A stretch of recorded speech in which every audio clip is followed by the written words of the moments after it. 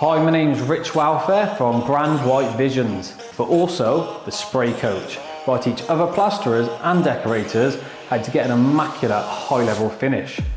But today I'm going to be talking just to decorators, particularly on small projects, to save them the hassle of needing to get a plasterer in or potentially being let down.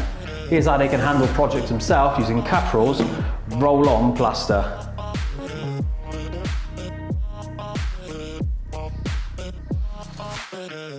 So yesterday we applied some scrim tape to these tapered edge boards and we filled them in with the joint compound like we showed you.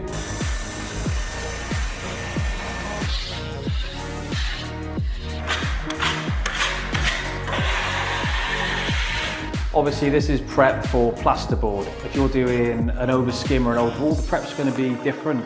If you've got cracks in the wall, you can still apply scrim and just fill over, just to get a coating over the scrim. It really depends what you're going over. You might find that if you've got minimal prep, you can simply prime the wall and just apply the plaster straight after. But from a plasterboard perspective, this is how we do it.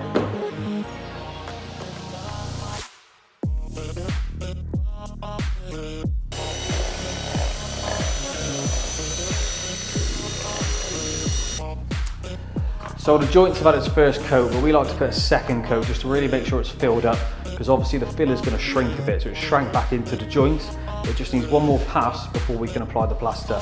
We're going to do that using the small roller that comes with the kit.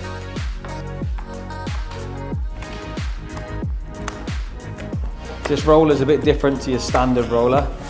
It's very thick and it's just going to hold the plaster, it's just going to grab it. It's nothing like a paint roller. And you can simply just roll that over the joint very easily.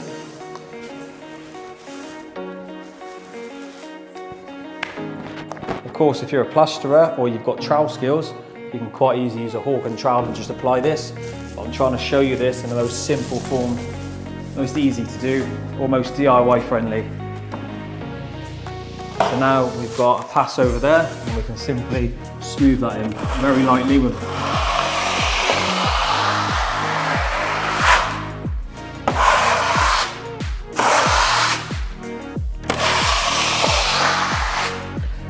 that's smoothed enough, that's our preparation done. We're not going to need to do any more to this, we just need to let that dry before we can apply our first coat. And I'm going to show you a first coat just in a section, just so you can see how this is going to go.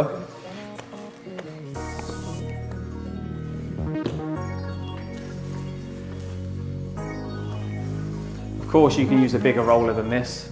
This is for just covering the joints. We do have a 9-inch roller.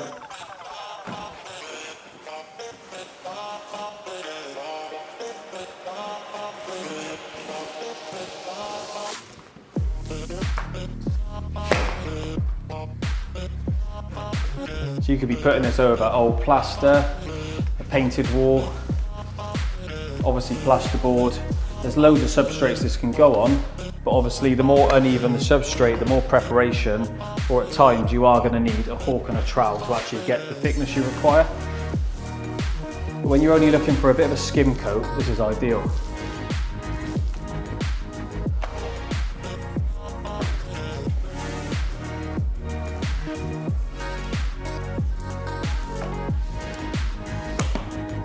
So now that's been applied, I'm just going to take my flexible spatula. It can be any tool you're comfortable with. It can be a trowel, it can be a spatula, it can be a taping knife, whatever you're comfortable with.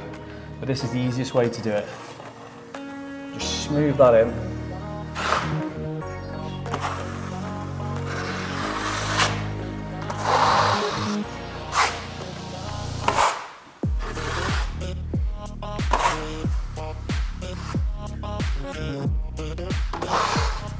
And you don't need to get obsessed about getting all the lines out because this is a sanded finish. We're going to let this dry. It's going to go overnight, 24 hours.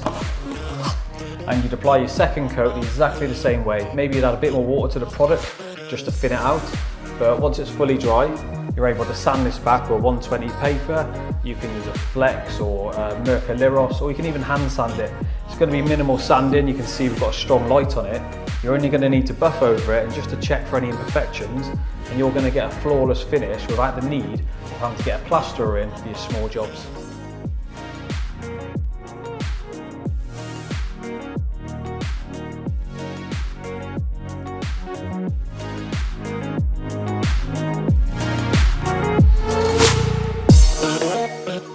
Bye.